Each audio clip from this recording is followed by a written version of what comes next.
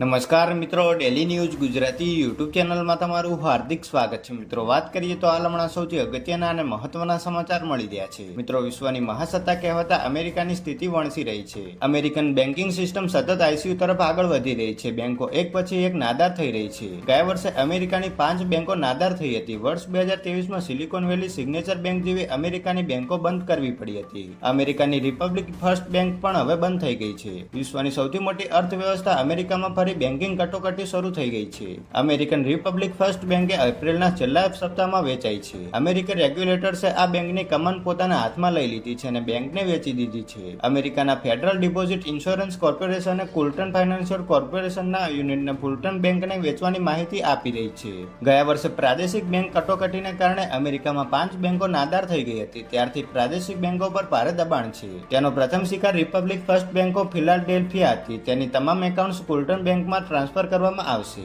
Republic first bank પાસે કુલ $6 અબજ ની સંપત્તિ છે અને $4 અબજ ની થાપણો છે.